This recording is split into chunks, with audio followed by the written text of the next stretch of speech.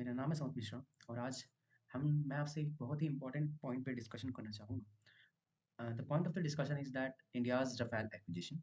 क्योंकि Indian air force, आपने सही सुना, इंडियन एयरफोर्स 114 एमआरएफए फाइटर जेट्स को प्रोक्योर करने जा रही है, उसका प्रोक्योरमेंट करने जा रही है और मोस्ट प्रोबेबली ये एयरक्राफ्ट एमआरएफए में जो एयरक्राफ्ट लिया जाएगा वो रफ़ाल ही होगा। We will do a comprehensive analysis of our defense strategy and economic implications for the UPSC civil service aspirant as well who are preparing for any other government exam which is uh, uh, relevant from the GS paper, right? So uh, first I have a very gentle reminder for all of you that if you do not subscribe our channel, please subscribe our channel and hit the bell icon so that it can work as a huge motivation for us to create such videos more, right? Now let's not waste any time. Now begin the session. Here we are. Strategic analysis if squadron strength crisis. अब देखिए, बात समझिए, ये पूरी चीज है क्या। हम लोग को फाइटर जेट्स लेने क्यों पड़ते हैं, क्यों पड़ रहे हैं, हम लोग को 114 एमआरएफ फाइटर जेट्स की जरूरत क्या है।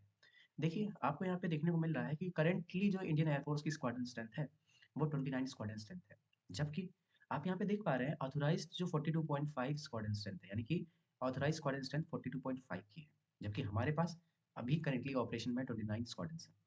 जिनको नहीं पता, उसमें उनको मैं ये बात बताना चाहूँगा कि अराउंड 80 टू 20 एयरक्राफ्ट मिल करके, जेट्स मिल करके एक सिंगल स्क्वाड्रन फॉर्म करते हैं इन द इंडियन एयरफोर्स।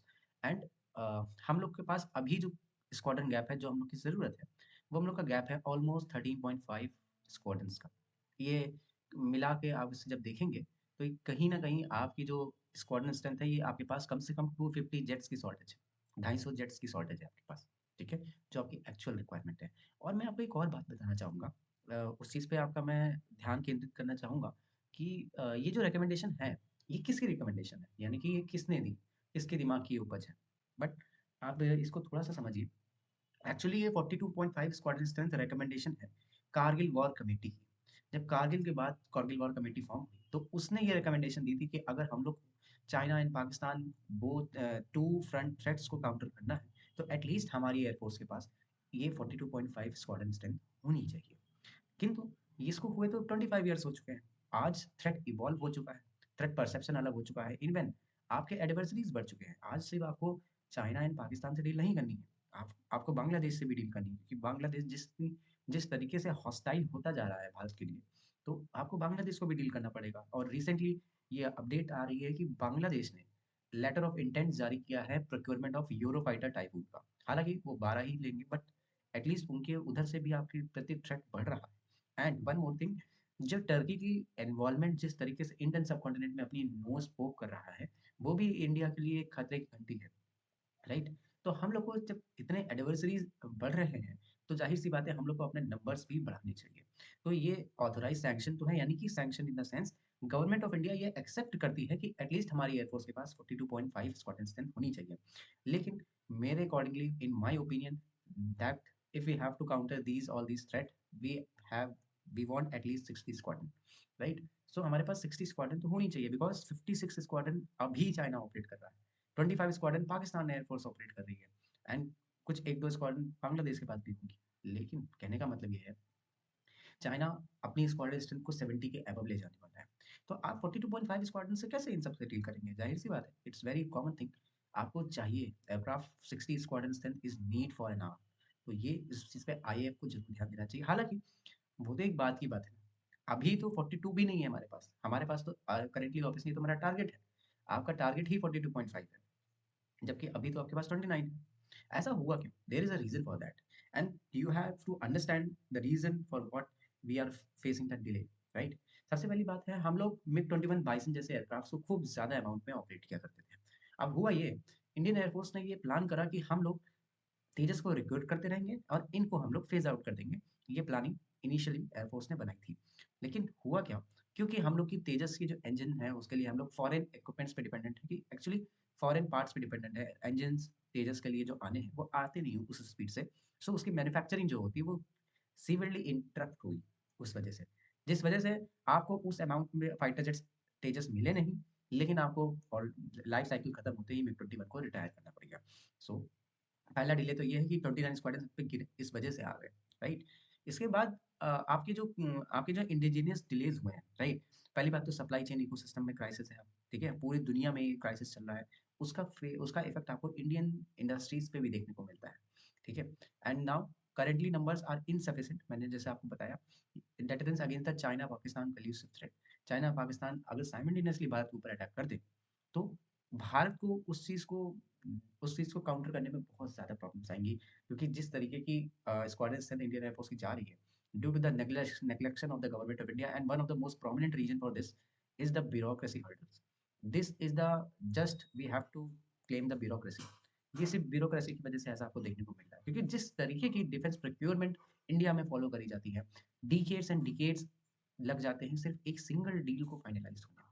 सो मैं ये नहीं कह रहा कि आप पैनिक बाइंग करने लग जाएं, लेकिन मैं इसकी बिल्कुल बात नहीं कर रहा, but on the sense you have to ensure national security, right? Now there is a next slide, it is a procurement strategy the league proposal and MRP context. इसका मैं थोड़ा सा आपको डिटेल की बात बताना चाहूंगा। रिसेंटली 3 दिसंबर को ऑलमोस्ट फ्रांस की डिफेंस मिनिस्ट्री ने एक ट्वीट, एक इंफॉर्मेशन जारी किया पब्लिकली। उस इंफॉर्मेशन में फ्रांस ने क्लेम किया कि इंडिया ने लेटर ऑफ इंटेंट शो करा है 90 रफाल F4 वेरिएंट को परचेज करने का एंड 24 रफाल F5 वेरिएंट्स को परचेज करने का।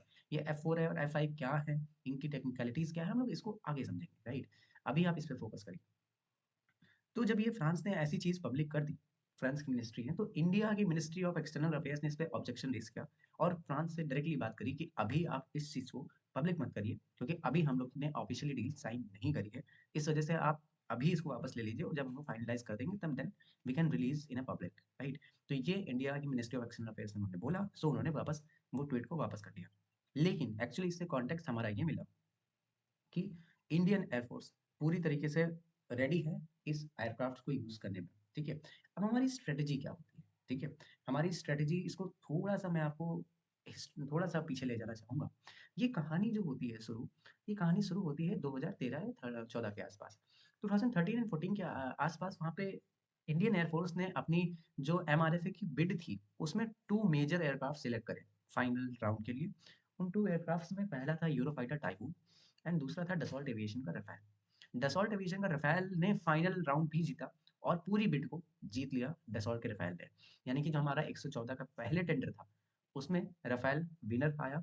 और 2017 में हम लोग ने डसॉल्ट एविएशन के साथ ये डील साइन करी, और लेकिन हम लोग ने जो रफाल परचेज करे वो खाली 2 स्क्वाड्रन परचेज करी, यानी कि 36 एयरक्राफ्ट को परचेज करा डायरेक्ट गवर्नमेंट टू गवर्नमेंट। अच्छा हुआ क्यों? हम लोग ने ऐसा क्यों करा? क्योंकि उस समय हमारे अंदर, हमारी एयरफोर्स में ये बहुत ही ज़्यादा प्रोमिनेंट ओपिनियन था कि हम लोग को अपने मेक इन इंडिया एयरक्राफ्ट पे फोकस करना चाहिए। हम लोग ठीक है, हम लोग अपने गैप के लिए परचेज कर लेते हैं 36 एयरक्राफ्ट, और जैसे ही तेजस अपने लाइन में आते रहेंगे एंड और मार्क 2 भी बन जाएगा 25 तक, 25 तक मार्क 2 का डेवलपमेंट पूरा हो जाएगा। उसके बाद 25 से मार्क 2 भी आने लग जाएंगे। सो एयरफोर्स ने इस तरीके से सोचा था। लेकिन क्योंकि मार्क 2 में डिलेड आए, तेजस में की डिलीवरी में डिले आने लगा, क्योंकि due to the foreign equipments and some weapon integration issue. So इस वजह से ये प्रॉब्लम जनरेट हुई। तो एयरफोर्स ने ये डिसीजन लिया कि अब हम लोग को जो हमारा गैप जनरेट हो रहा है, उसको हम लोग को खत्म करना है। इस वजह से इंडियन एयरफोर्स ने last year request for proposal directly government of India को डिफेंस मिनिस्ट्री में किया कि हम लोग को 114 एयरक्राफ्ट अपनी इस गैप को फुलफिल करने के लिए चाहिए। इसका पूरा बेसिकली रूट क्या होगा? Direct government to government deal होगी। प्राइस की बेसलाइन नेगोशिएशंस चल रही हैं, वो ऑलमोस्ट खत्म होने वाली हैं, क्योंकि ये एक्सपेक्टेशन है कि इसकी फॉर्मल डील हम लोगों को फरवरी में, जब मैक्रोन की विजिट होगी यहाँ पे, तो देखने को मिल जाए।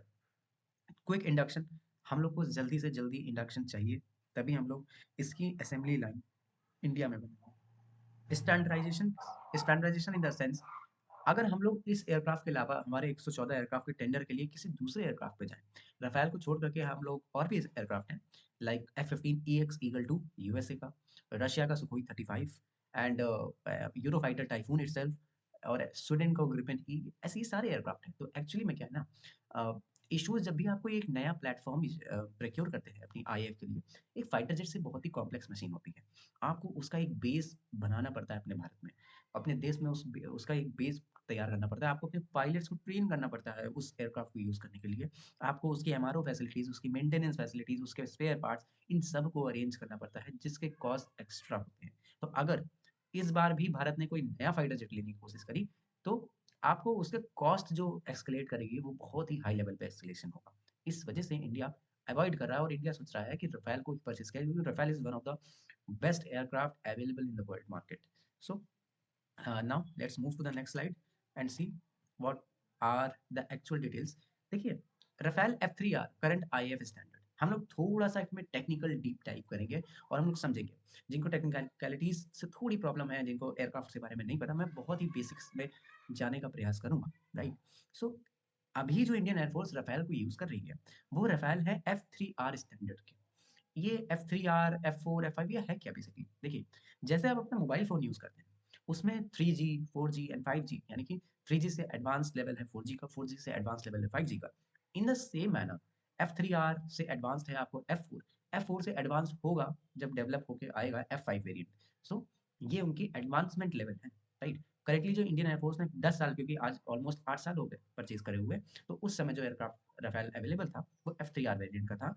तो हम लोग ने F3R वेरिएंट के रफाल परचेज करे थे।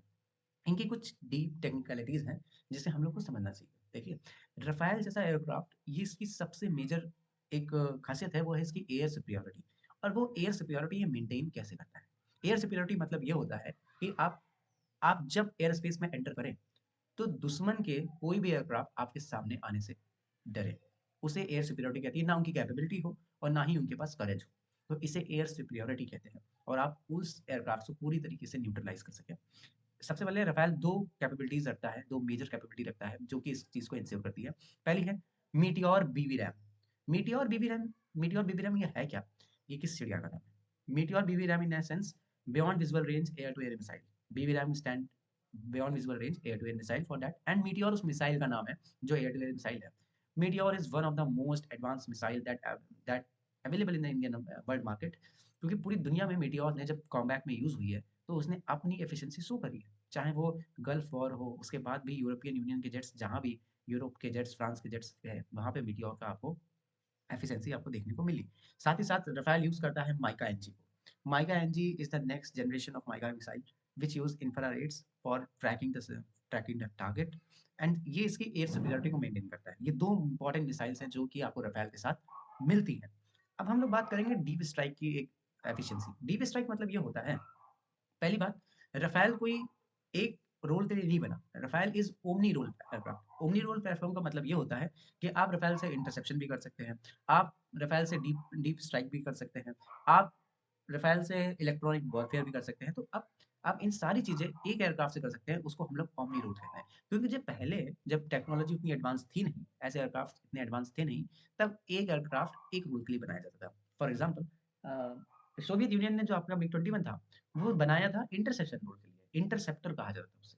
तो वो उससे अच्छा इंटरसेप्शन कोई एयरक्राफ्ट नहीं कर सकता। लेकिन वो डीप एंड स्ट्राइक के लिए वो उतना सही नहीं माना जाता था। इस वजह से ये डीप स्ट्राइक के लिए आपके पास क्या कैपेबिलिटीज़ हैं? ऑपरेशन सिंदूर में रफाल ने स्कैल्प मिसाइल का यूज़ करके पाकिस्तान के 11 एयर बेसेस को तबाह किया था। वहाँ पे कम्युनिकेशंस एंड रडार सिस्टम्स को पूरी तरीके से उनको खत्म कर दिया। वो उस मिसाइल का यूज़ किया था जिसे हम लोग स्कैल्प क्रूज़ मिसाइल कहते हैं, जो कि रफ़ाल में इंटीग्रेट होती है, राइट? साथ ही साथ ASM hammer missile, air to air to surface missile. ये हैमर मिसाइल है जो कि एयर से ग्राउंड के टारगेट्स को लोकेट करती है और GPS and infrared laser guidance से उसको अटैक करती है। ठीक है? तो ये आपको डीप स्ट्राइक की एक कैपेबिलिटी देता है, यानी कि आप एनिमी के बहुत डीप टेरिटरी में जाकर के, अंदर तक जा करके उसको नुकसान पहुँचा सकते हैं। Now electronic warfare and sensors. Electronic warfare कैसा? किस तरीके से क्या होता है electronic warfare? Electronic warfare in the sense कि जब आप दुश्मन के कंटेस्टेड एयर स्पेस में एंटर करते हैं, तब आप अपने इलेक्ट्रॉनिक वॉरफेयर सूट को यूज़ कर करके दुश्मन के जो रडार सिस्टम्स होते हैं, दुश्मन के जो बेसिकली ट्रैकिंग सिस्टम्स होते हैं, उनको जैम कर देते हैं इलेक्ट्रॉनिक वॉरफेयर के ज़रिए, एंड अपने सेंसर से आप आपकी रियल टाइम डोमेन अवेयरनेस रहती है। सो स्पेक्ट्रा सूट को यूज़ करता है राफेल। स्पेक्ट्रा सूट मतलब क्या होता है? इसको आप ईज़ी वे में समझने के लिए जान लीजिए कि ये बेसिकली एक एयरक्राफ्ट का रक्षा कवच होता है, ठीक है? ये क्या होता है? ये राफ़ेल को, ये जो एयरक्राफ्ट को, ये किसी भी थ्रेट से बचाने का काम करेगा। मान लीजिए कोई जब मिसाइल आती है, तो मिसाइल को किस तरीके से न्यूट्रलाइज़ करना है, ये स्पेक्ट्रा सूट हैंडल करता है। क्योंकि देयर आर सम डमीज़ ऐसे रखे जाते हैं जो कि रडार एमिशन राफ़ेल का है, वैसा ही राफ़ेल का एमिशन सकते हैं और रफाल इस तरीके से अपने एयरक्राफ्ट खुद को बचा पाता है। नाउ हम लोग ईडब्ल्यू सेंसर्स में हम लोग कोई एयरक्राफ्ट यूज़ करते हैं रफाल के अंदर, दैट इज़ द आरबीई-2 एईसे रडार। ये आरबीई-2 तो उसका नाम है। ये बेसिकली इसमें जो रडार यूज़ होता है वो एईसे रडार होता है। एईसे रडार एक एडवांस रडार की कैटेगरी है। इस कैटेगरी में भी 2 टाइप के एईसे रडार एग्ज़िस्ट करते हैं। पहला गैलियम आर्सेनाइड बेस्ड एंड दूसरा gallium nitride based. Generally gallium nitride based एईसे रडार गैलियम आर्सेनाइड से सुपीरियर माना जाता है, किंतु इस रफ़ेल में अभी भी गैलियम आर्सेनाइड का रडार यूज़ होता है। हालाँकि वो भी बहुत एडवांस लेवल का है, बट गैलियम नाइट्राइड का जो बेस्ड रडार होता है, वो अबव होता है, उसकी एफिशिएंसी बहुत ज़्यादा होती है।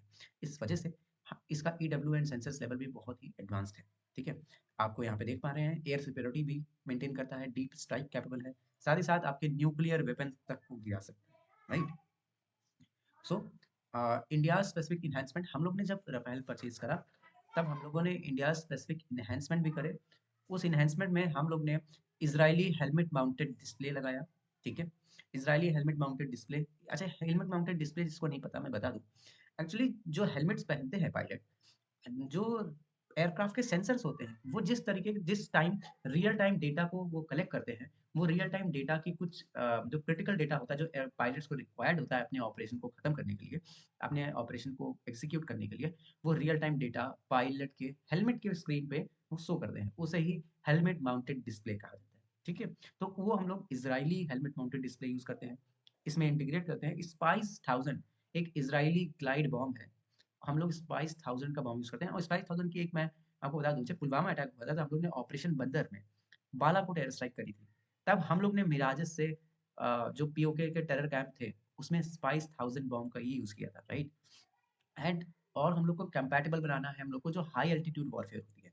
जी इंडिया में लेह लद्दाख जैसा हाई एल्टीट्यूड रीजन, वहाँ पे ये रफ़ाल कंपैटिबल हो, इस वजह से इनके लिए इंडिया स्पेसिफिक एनहांसमेंट इनमें करी जाती है, राइट? तो आगे हम लोग समझेंगे। साथ ही साथ ये अभी हुआ नहीं है, इस पे बात चल रही है इंडिया एंड रफ़ाल के बीच में, इंडिया एंड डसॉल्ट एविएशन के बीच में, कि हम लोग अपनी अस्त्रा मिसाइल हमारी खुद की डेवलप करी मिसाइल है, डीआरडीओ के द्वारा। सो हम लोग ये चाहते हैं कि अस्त्रा मिसाइल को भी रफ़ाल होल्ड करे, right? Now let us move to our next slide. Rafale F4 variant network centric warfare dominance. ये आपको एक बहुत ही इंपॉर्टेंट चीज़ है, जो समझना पड़ेगा। नेटवर्क सेंट्रिक वॉरफेयर क्या है? ये रफ़ाल का F4 वेरिएंट है। F4 करेंटली जो ऑपरेशनल में है फ्रेंच एयरफोर्स की, मतलब करेंटली जो अवेलेबल है, फ्रांस के पास भी, वो अभी F4 वेरिएंट अवेलेबल है। ये F3R से भी एक लेवल ऊपर है। इसके पास क्या टेक्नोलॉजिकल एज है F3R के कंपैरिज़न में? अब मैं समझता हूँ। मैं आपको बताता हूँ नेटवर्क सेंट्रिक डोमिनेंस होता क्या है, ठीक है? देखिए, दुनिया में जिसने फाइटर जेट ने अपना दबदबा बना करके रखा है प्रेजेंट वर्ल्ड में, उस फाइटर जेट को लोग F-35 के नाम से जानते हैं। एंड वो F-35 lightning 2 Lockheed Martin United states air force का वो एयरक्राफ्ट है, जो कि 5th जनरेशन है। एक्चुअली कैपेबिलिटीज़ ये हैं कि ना ही वो सिर्फ स्टेल्थ है, बल्कि वो एक मेजर टेक्नोलॉजी को यूज़ करता है, that is network centric warfare. And हम लोग F-35 को दूसरे नाम से कहते हैं, it is the systems of systems. हम लोग सिस्टम्स ऑफ सिस्टम्स वॉरफेयर से वो नेटवर्क सेंट्रिक वॉरफेयर के लिए कैपेबल है। इस वजह से उसकी जो कॉम्बैट एफिशिएंसी है वो अनमैचेबल है, अभी के लिए किसी भी एयरक्राफ्ट के लिए। सो जो रफ़ाल भी इस टेक्नोलॉजीज़ को अपने अंदर F4 वेरिएंट में ले आया और रफ़ाल की नई कैपेबिलिटी अपनी शो करेगी, वो भी नेटवर्क सेंट्रिक डोमिनेंस रखता है। जिसमें एक्चुअली होगा क्या, हम लोग रियल टाइम डेटा लिंक से सिक्योर्ड डेटा ट्रांसफर कर सकते हैं, कम्युनिकेशन कर सकते हैं, ठीक है? क्योंकि जब भी एयरक्राफ्ट कोई भी मिशन पे जाते हैं, तो एक एयरक्राफ्ट नहीं जाता है, पूरी टीम जाती है एयरक्राफ्ट की। पूरी टीम जाती है, कम से कम 10-20 एयरक्राफ्ट साथ होते ही होते हैं, ठीक है? तो क्या होगा, आपस में दूसरे एयरक्राफ्ट से कनेक्टिव होने के लिए, दूसरे एयरक्राफ्ट के साथ रियल टाइम डेटा शेयर करने के लिए, इस चीज़ को यूज़ किया जाता है रियल टाइम डेटा लिंक से। साथ ही साथ एक और बहुत इंपॉर्टेंट कम्युनिकेशन चैनल होता है, that is the satellite communication.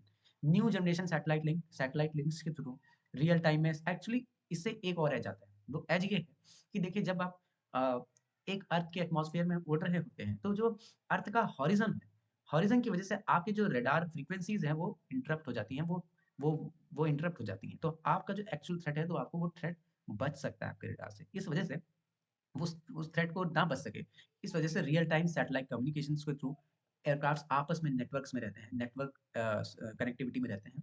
सो ये उसको रियल टाइम एक एज प्रोवाइड करता है उस वॉरफेयर में, right? Now sensors and EW, ये राफेल F4 की जो टेक्नोलॉजी एनहांस करी गई है F3R से। Sensors and EW, sensors, stealth detection, बहुत ही इंपॉर्टेंट ये कैटेगरी है।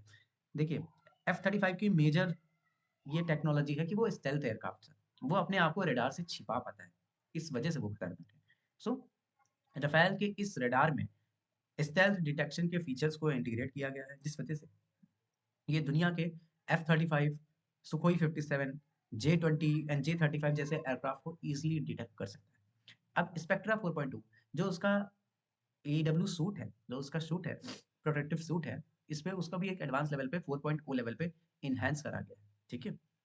जो कि बहुत easily enemy air defence system को जैम कर देता है, जिस वजह से वो काम ही नहीं करता और तब तक आपका एयरक्राफ्ट एनिमी एयर स्पेस से बाहर निकल आता है।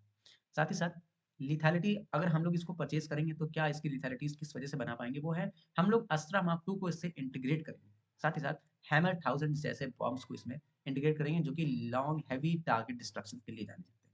ठीक है? तो ये एक बहुत ही बड़ा टेक्नोलॉजिकल लीप होगा इंडियन एयर फोर्स के लिए, क्योंकि हम लोग इससे अपनी पावर को पॉसेस कर सकते हैं, राइट? सिक्योर डेटा लिंक से हम लोग साइबर रेजिलियंस आएगा। साइबर रेजिलियंस हम लोग कैसे अचीव करेंगे, मैंने आपको बताया, क्योंकि सिक्योर डेटा लिंक्स के थ्रू हम लोग साइबर रेजिलियंस को भी अचीव कर सकते हैं F4 वेरिएंट में। Make in India in the sense, इस कोई असेंबली लाइन, इस राफेल की डील की असेंबली लाइन आप भारत में बनाएंगे, क्योंकि मैं आपको बताऊंगा क्यों बनाएंगे, क्यों बनाना है आपको, राइट? उसके बाद एआई असिस्टेड सिस्टम भी राफेल F4 वेरिएंट में यूज होता है। उस एआई असिस्टेड सिस्टम को रियल टाइम, उसका एक कंप्यूटर सिस्टम्स होता है जो कि एयरक्राफ्ट में लगा होता है, जिसे हम लोग टैलियर स्पॉट कहते हैं। ये बहुत ही ज़्यादा गाइड करता है पायलट को, ताकि वो हर एक थ्रेट से बच सके। राफेल F5 वेरिएंट, ये वेरिएंट अभी भी फ्रांस से अंडर डेवलपमेंट में है और इस पे काम चल रहा है, ठीक है? ये सुपर राफेल है। सुपर राफेल इसको हम लोग ने नाम दिया क्योंकि ये बहुत ही एडवांस टेक्नोलॉजीज को अपने अंदर यूज करेगा। दैट इज, मैंने आपको बताया systems of systems, cognitive warfare, hypersonic AI teeming systems. अब मैं आपको पूरी सी बात कह रहा हूँ, नेक्स्ट जनरेशन टेक्नोलॉजी। क्या है नेक्स्ट जनरेशन टेक्नोलॉजी? हम लोग समझ लेते हैं फर्स्ट ऑफ ऑल, सबसे पहले तो इसका रेडार। रेडार, ये जो इसकी चोंच दिख रही है आपको बर्ड की, इस रेडार में, इसमें लगा होता है रेडार। उस रेडार को चेंज करके इसका RBE-2 XG लेवल का रेडार इसमें लगाया जाएगा, जिस रेडार होगा जो गैलियम नाइट्राइड बेस्ड ऐसे रेडार होगा, राइट? उसके बाद फाइबर ऑप्टिक्स का यूज करेगा ये हाई स्पीड डेटा ट्रांसफर के लिए, राइट? तो हम लोग ये, इससे फाइबर ऑप्टिक से एक और फायदा होता है। देखिए जो इलेक्ट्रॉनिक वॉरफेयर के इक्विपमेंट्स होते हैं वो सिर्फ आपके पास नहीं है, वो एनिमी के पास भी है। वो आपके एयरक्राफ्ट के सिस्टम को जैम जैम कर सकते हैं। सो उससे प्रोटेक्ट करने के लिए आपके एयरक्राफ्ट को फाइबर ऑप्टिक्स के थ्रू एक high speed data transfer mechanism aircraft use करेगा, राइट? फाइबर ऑप्टिक्स का। साथ ही साथ हम लोग ने इसके इंजन को चेंज कर दिया। अभी जो प्रेजेंट में राफेल इंजन यूज करता है F3R वेरिएंट, वो यूज करता है M88 इंजन को यूज करता है। लेकिन इसमें आप उस इंजन के थ्रस्ट को बढ़ाएंगे, आप दिख रहा है आपके M88 T-Rex इंजन इसमें लगाया जाएगा, जिसका 20% मोर थ्रस्ट होगा as compared to present engine M88, right? Future में इसके साथ वेपन कौन से इंटीग्रेट किए जाएंगे, ये फ्रांस खुद वेपन बना रहा है। अपनी जो फ्रांस की hypersonic air to air cruise missile है, जिसे ASN-4G मिसाइल कहते हैं, उसको फ्रांस इस राफेल F5 वेरिएंट से इंटीग्रेट करेगा, जो कि भारत भी ले सकता है। Future cruise missile and anti ship missiles को फ्रांस इसमें डेवलप करेगा। Now the third point is that is a combat cloud, a loyal wingman. Loyal wingman का क्या कॉन्सेप्ट है? देखिए इसमें होता यह है कि जो आपका फाइटर जेट होगा वो एज अ मदरशिप ऐड करेगा, उसके साथ ही उसका एक अनमैन्ड यूएवी चलेगा, जिसे लॉयल विंगमैन कहा जाता है। और इस कैपेबिलिटीज को ही हम लोग, इस कैपेबिलिटी को ही हम लोग मैन अनमैन टीमिंग सिस्टम कहते हैं, जो कि नई वॉर टैक्टिक है, नई वॉर स्ट्रेटजी है, जो आज फ्यूचर कॉम्बैट में यूज होती है, राइट? साथ ही साथ डिफेंस बबल, हम लोग एडवांस्ड जो seared and dead with coordinate jamming. Basically क्या होता है, इस टेक्निक को क्या कहते हैं, बेसिकली क्या होता है ना, जब आपका एयरक्राफ्ट एनिमी एयर स्पेस में एंटर करता है तो एक बेसिक प्रोसीजर है कि सबसे पहले आप enemy separation of enemy air defence या फिर destruction of enemy air defence, आप इस चीज़ को कंक्लूड करते हैं। उस कैपेबिलिटीज़ को ही सीयर्ड एंड डेड कहते हैं, कोऑर्डिनेट जैमिंग से, राइट? सो ये कैपेबिलिटीज़ भी आपको F5 सुपर राफेल में देखने को मिलेंगी। साथ ही साथ AI teeming strategic force multipliers की तरह काम करेगा। AI teeming man unmanned teeming होगी आर्टिफिशियल इंटेलिजेंस से। Hypersonic strike capabilities, hypersonic missiles को ये कैरी करेगा। डेटा फ्यूजन करेगा, एक फ्लाइंग कमांड की तरह एक्ट करेगा। लाइक जो एक कमांड्स होते हैं, एक फ्लाइंग अपने आप में एक फ्लाइंग कमांड की तरह एक्ट करेगा। और डिलीवरी राइट टाइम 2030 है। Now we move to the next slide. that we needs an India specific enhancement. That India is specific enhancement is that सबसे पहले तो हम लोग को इसको कोल्ड स्टार्ट कैपेबिलिटी पे इसको मेंटेन करना, कंपैटिबिलिटी करनी पड़ेगी इसकी, because we have a very high altitude region, और हम लोग को इसको हाई एल्टीट्यूड रीजन में ऑपरेट करने के लिए इसको उसके कैपेबल में बढ़ाना पड़ेगा। साथ ही साथ ये एक्सट्रीम सब जीरो टेम्परेचर में भी आराम से कॉम्बैक्ट रोल परफॉर्म कर सके, उसके लिए इसको कंपैटिबल उसमें स्पेसिफिक एनहांसमेंट करने पड़ेंगे। साथ ही साथ एडवांस्ड हेलमेट माउंटेड डिस्प्ले का इंटीग्रेशन करना पड़ेगा, चाहे हम लोग इजरायली यूज़ करें या फिर हम इससे बढ़िया ये होगा कि हमारी डीआरडीओ खुद हेलमेट माउंटेड डिस्प्ले खुद अपने इंडिया का इंडिजिनियसली डेवलप करे। साथ ही साथ हम लोग अपने इंडिजिनियस वेपन्स का इंटीग्रेशन करेंगे, बिकॉज जब हमारे वेपन्स खुद के होंगे तो हम लोग को फ्रांस के ऊपर उसका डिपेंडेंस नहीं रहना पड़ेगा, क्योंकि आप एयरक्राफ्ट तो ले लोगे लेकिन उसमें जो मिसाइल्स लगती हैं, जो उसमें बॉम्ब्स लगते हैं, अगर आप उसको फॉरेन इंपोर्ट ही करोगे तो कहीं ना कहीं ये आपको एक डिसएडवांटेज क्रिएट करेंगे आपको ऑन अ वॉरफील्ड, राइट। आपको इंडियन सैटेलाइट्स के थ्रू कनेक्टिविटी होगी, जिससे आपको सिक्योर डेटा लिंक मिलेगा, साथ ही साथ इंडिजिनियस डेटा लिंक होगा, सिक्योर होगा, एंड साथ ही साथ आपका sovereign network centric warfare capabilities generate होंगी। साथ ही साथ हम लोग आगे देखते हैं इसके आगे make in India strategic partnership अभी प्रेजेंट में डसॉल्ट एविएशन और टाटा एडवांस सिस्टम ने पार्टनरशिप करी है, जिसमें प्रेजेंट में ही टाटा डसॉल्ट एविएशन में जो रफाल है उसकी फ्यूजलाज फ्यूजलाज यानी कि उसका जो उसका मेन एयर फ्रेम बॉडी होती है उसको बना रही है भारत के अंदर। It may be surprising for many people but it is actual true fact, right. तो अभी भी 24 एयरफ्रेम्स बन रहे हैं। साथ ही साथ हम लोग साफरान से द्वारा जो डील होने वाली है, साफरान के जो इंजन की मेंटेनेंस फैसिलिटीज है उसको एक्सपैंड कर रहे हैं पूरे भारत में। और साथ ही साथ हम लोग का टारगेट क्या है इस मैन्युफैक्चरिंग इकोसिस्टम से, टारगेट हम लोग का ये है कि बेसिकली अगर हम लोग की ये डील होती है तो हम लोग 60% से ज़्यादा रफाल में जो कंटेंट हो वो हमारा खुद का मेक इन इंडिया कंटेंट हो, right. Now there is an aero engine co development, मैंने आपको इससे पहले एक वीडियो की थी, उसमें ये बताया था कि इंडिया एंड फ्रांस के बीच में एक डील साइन हुई है, जिसमें हम लोग अपने एएमसीए प्रोजेक्ट के लिए 5th जनरेशन इंजन को डेवलप करेंगे, और वो 5th जनरेशन इंजन दोनों के द्वारा को डेवलप करा जाएगा, और इस पे आपको प्रॉपर डिस्कशन मैंने उस वीडियो में कर दिया था। इस वजह से मैं इस वीडियो में उसको प्रॉपर्ली दोबारा से रिपीट नहीं करूंगा, आप उस वीडियो में जाकर के उसको प्रॉपर्ली देख सकते हैं, राइट ना। Economic analysis and cost and value, अब बात कर लेते हैं डॉलर्स की, कितने डॉलर्स का खर्चा आने वाला है। देखिए जब 2016 में हम लोग ने डील साइन करी तो हम लोग को ऑलमोस्ट 8.5 बिलियन डॉलर्स का खर्चा आया था, और 8.5 बिलियन डॉलर्स में आपको सिर्फ जेट नहीं मिला था, आपको जेट मिला था, क्योंकि जब आप पहली बार कोई एयरक्राफ्ट लेते हो तो उसका एक पूरा बेस तैयार करना पड़ता है आपको अपने देश में। वो बेस तैयार हुआ, उसके लिए आपको ट्रेनिंग फैसिलिटीज लेनी पड़ी, ट्रेनिंग सिमुलेशंस लेने पड़े, अपने पायलट्स को फ्रांस भेज करके उनको ट्रेनिंग करनी पड़ी, साथ साथ उनको सिमुलेशन में ट्रेनिंग देनी पड़ी। उसके बाद उनकी जो मेंटेनेंस फैसिलिटीज़ है, उसको बनाना पड़ा। तो इस वजह से जो इनिशियल कॉस्ट जो पहली बार रफ़ाल परचेज़ करने की होती है, पहली बार कोई भी फाइटर परचेज़ करने की होती है, वो बहुत ही ज़्यादा होती है। इस वजह से आपको 8.5 बिलियन डॉलर के मात्र सिर्फ 36 रफ़ाल मिलते हैं। लेकिन अगर आज ये डील आप 114 फाइटर जेट्स के लिए साइन करेंगे, तो ये इसका एस्टिमेशन 22.5 बिलियन यूएस डॉलर का होगा। ये बहुत मैसिव डील है। इससे फ़ायदा ये होगा कि आपको ये लाइफ साइकिल कॉस्ट एडवांटेज बढ़ेगी। आप जो वेस्टर्न प्लेटफ़ॉर्म्स हैं, वो उनकी जनरली हायर अपफ्रंट कॉस्ट होती है, बट जब हम लोग इस अमाउंट में ऑपरेट करेंगे, तो उनकी जो लाइफ साइकिल कॉस्ट होगी, वो भी रिड्यूस हो जाएगी, राइट?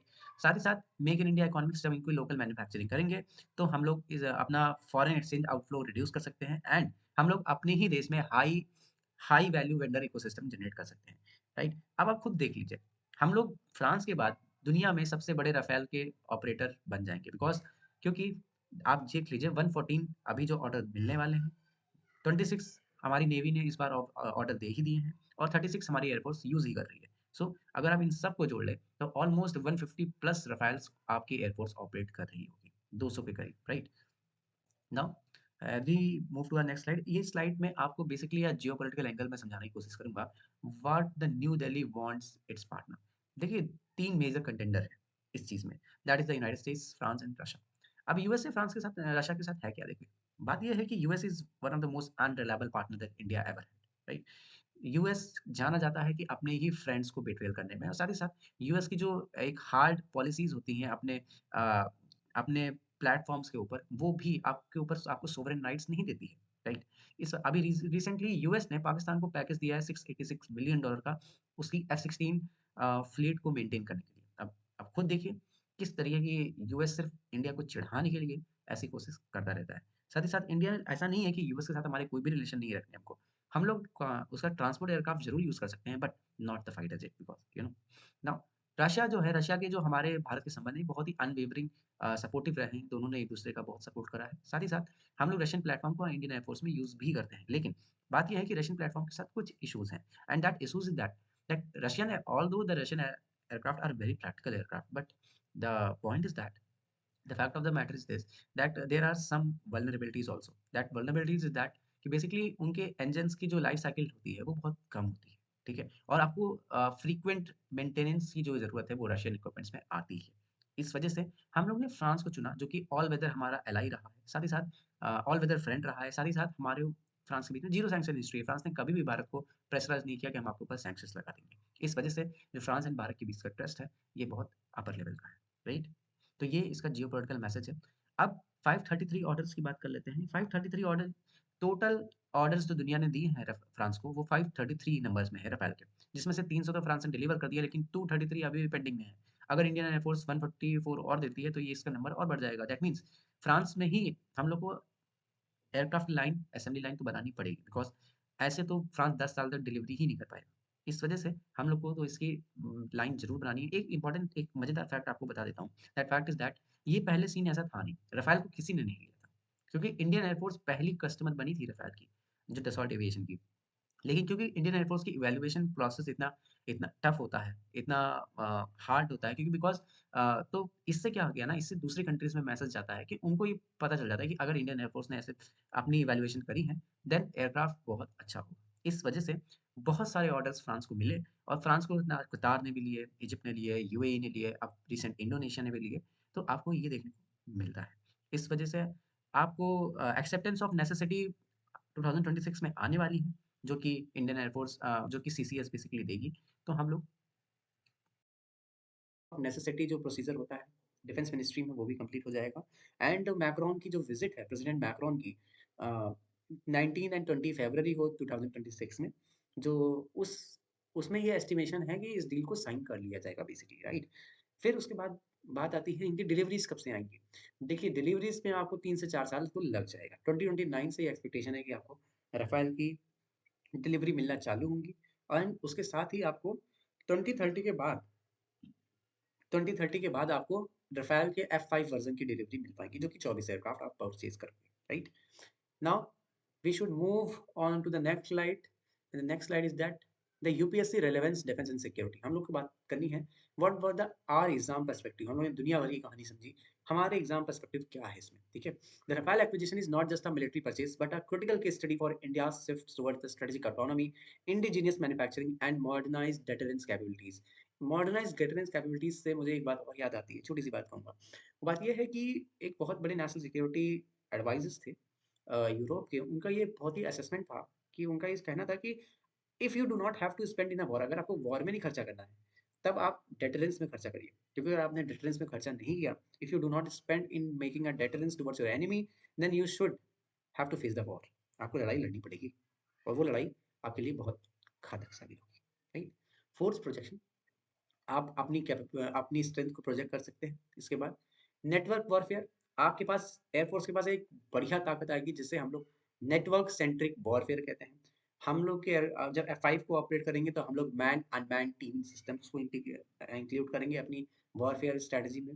रीजनल डिटरेंस फॉर्म होगा। इंडिया की जो एयर सुपीरियरिटी है पूरे इंडियन सब कॉन्टिनेंट रीजन में, ना ही पाकिस्तान एयरफोर्स या फिर बांग्लादेश लुंगी एयरफोर्स को छोड़ दीजिए, इवन चाइनीज़ एयरफोर्स भी, पीपल लिबरेशन आर्मी एयरफोर्स भी कई बार आपके इससे कॉन्फ्लिक्ट करने से पहले कई बार सोचेगी, राइट? रीजनल डिटरेंस क्रिएट होगा, जो साइनो पाक कल्यूजन है, इसको एक बहुत बड़ी किक मिलेगी इससे, राइट? आपकी जो एयर सिक्योरिटी की वजह से। मैन्युफैक्चरिंग इकोसिस्टम आपके देश में जनरेट होगा, जिस वजह से आपकी इकोनॉमी रोबस्ट तरीके से ग्रो कर सकेगी। आपकी फॉरेन पॉलिसी को एज होगा कि आप दुनिया में स्ट्रेटेजिक ऑटोनॉमी का फॉलो कर सकें उसको, और अपने डिसीजंस पे आप किसी के भी प्रेशर को डिनाई कर सकते हैं, चाहे वो माइटी यूएसए हो या फिर वो रशिया हो या फिर वो चाइना हो या फिर कोई भी हो। India doesn't care about right, India care about just own interest. Technology leap, हम हमारी जो खुद हम लोग 5th जनरेशन एयरक्राफ्ट बना रहे हैं एम का, जिससे हम लोग डेवलपमेंट में हैं, हम लोग उसमें भी हम लोग को बहुत हेल्प मिलेगी, क्योंकि जब हम लोग इतने एडवांस एयरक्राफ्ट को ऑपरेट कर रहे हैं F5 वेरिएंट के, तो ये बहुत ज़्यादा कैपेबिलिटीज़ हमारी इन्हांस करेगा हमारी जो फिफ्थ जनरेशन एयरक्राफ्ट को कैपेबल बनाने के लिए, right? Now we move to the next slide. Economic indigenisation, economic catalyst. हम लोग बेसिकली हमारा एक इंडस्ट्रियल बायलैटरल रिलेशंस के पॉइंट ऑफ व्यू से बहुत इंपॉर्टेंट है। हम लोग बायर एंड सेलर रिलेशनशिप से आगे बढ़ करके हम लोग एक स्ट्रेटेजिक पार्टनर रिलेशनशिप की तरफ बढ़ रहे हैं, इंडिया एंड फ्रांस। हम लोग government to government procurement deal करेंगे, no any third party involve in that deal. साथ ही साथ मेक इन इंडिया होगा। टेक स्पिल ओवर, हम लोग इस टेक्नोलॉजीज़ का यूज़ कर सकेंगे अलग अलग सेक्टर्स में, ये डुअल यूज़ टेक्नोलॉजीज़ होती हैं। एम्प्लॉयमेंट जनरेट होगा हमारा यूथ में, हाई स्किल्ड यूथ हम लोग का जनरेट होगा। साथ ही साथ हम लोग की जो मीडियम स्मॉल स्केल एंटरप्राइजेस हैं, एमएसएमईज हैं, उनको बहुत ही ज़्यादा इकोनॉमिक सपोर्ट मिल सकेगा।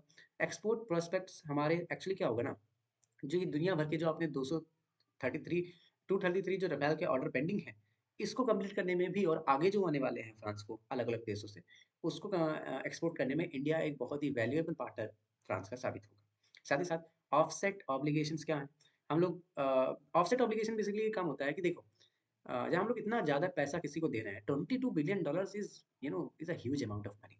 जब हम लोग इतना पैसा किसी को दे रहे हैं, तो उससे कुछ वादे कराए जाते हैं, कुछ कस्में वादे उसको खिलाई जाती हैं। वो कस्में वादे ये हैं कि हम लोग उससे कहेंगे कि देखो, इतना पैसा तुम हमारे देश से बाहर ले जा रहे हो, अब एक काम करो, इसका 50% का जो टोटल पैसा है वो तुम भारत में इन्वेस्ट करोगे दोबारा से।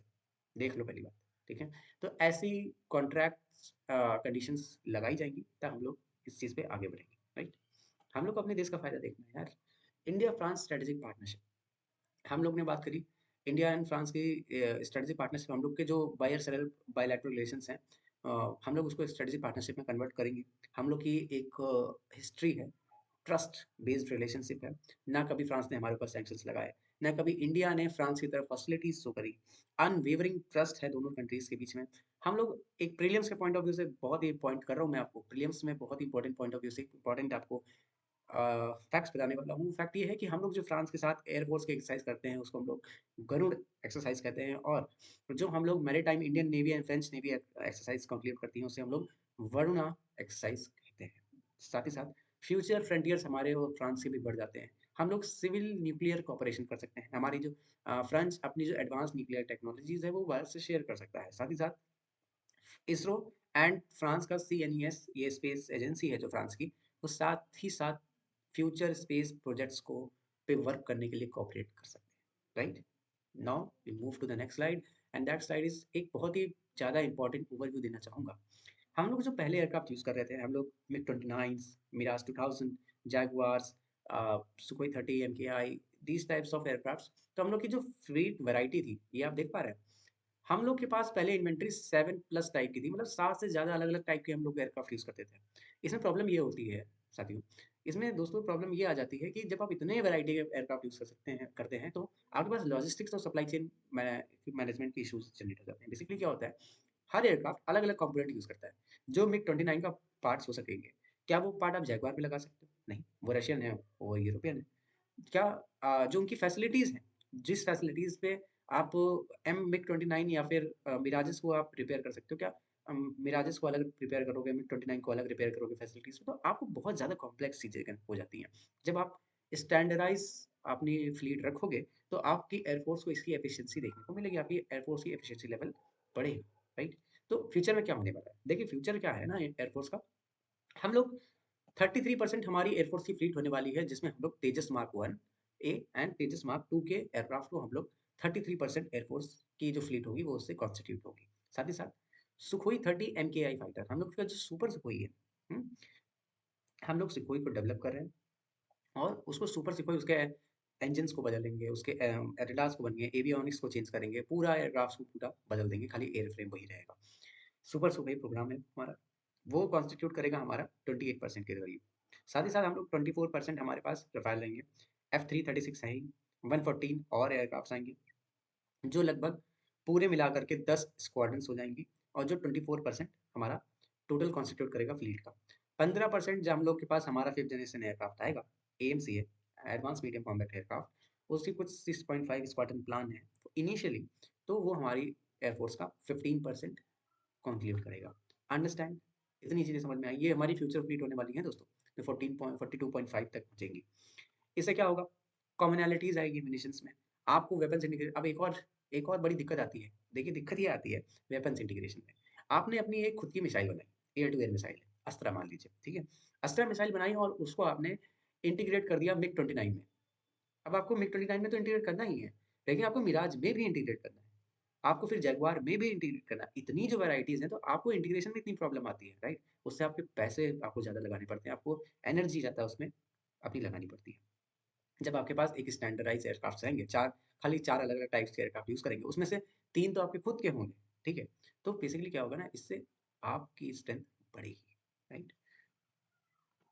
नाउ की टेकअवेज़ क्या हैं? एस्पायरेंट्स के लिए the key takeaways for the mains answer writing के लिए कनेक्ट द राफेल डील सिर्फ डिफेंस से आप मत कनेक्ट करिए, बल्कि आप इसे ब्रॉडर थीम से कनेक्ट कर सकते हैं, आत्मनिर्भर Bharat, multi aligned geopolitics level से एंड स्ट्रेटेजिक इकोनॉमी के लेवल से आप इसे कनेक्ट कर सकते हैं, ठीक है? हम लोग ने इसकी स्ट्रेटेजिक इम्प्लीकेशंस को डिस्कस करा, इकोनॉमिक इम्प्लीकेशंस को बोला, टेक्नोलॉजी इम्प्लीकेशंस को डिस्कस करा, जियोपॉलिटिकल क्या होगा जब हम लोग फ्रांस को इतना बड़ा ऑफर देंगे, तो फ्रांस हम लोग को जियोपॉलिटिकल लेवल पे सपोर्ट करेगा।